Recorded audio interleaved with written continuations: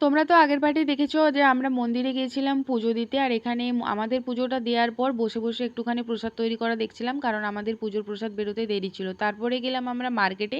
এই যে সুন্দর সুন্দর মাটির পুতুল আর গরুগুলো দেখছো, এগুলো দিয়ে এখানে মনস্কামনা পূরণের পর পুজো দেওয়া হয়। তো আমাদেরও পুজো দেওয়ার ছিল, তার জন্য সুন্দর দেখতে একটা গরু আর পুতুলটা কিনে নিলাম। মেনলি মেজো কাকিমার পুজো দেওয়ার ছিল।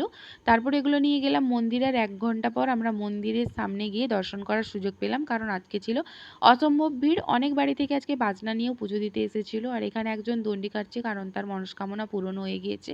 আর আমাদের কাকিমাও এখানে পুজোটা দিয়ে দিল। এই পুতুল আর গরু দিয়ে পুজো দেওয়ার আগে মন্দিরে একবার 3 পাক ঘুরে আসতে হয়। সেটা করার পর আমি এখানে দাঁড়িয়ে রয়েছি, কারণ এটাকে আমি এখন রেখে দেবো না আমি এটা ধরে নিয়ে দাঁড়িয়ে থাকবো সে নিয়ে আমি ভীষণ কনফিউজ ছিলাম। তো ফাইনালি সেটাকে রেখে দিলাম ঠিকঠাক জায়গায়। আর আমাদের পুজোর প্রসাদও বেরিয়ে গেল। তারপর একটুখানি বিস্কিট খেলাম কারণ ভীষণ খিদে পাচ্ছিল। তারপরে এখানে বসে বসে ডিসাইড করছি বাড়ি ফিরবো না অন্য কোথাও যাব।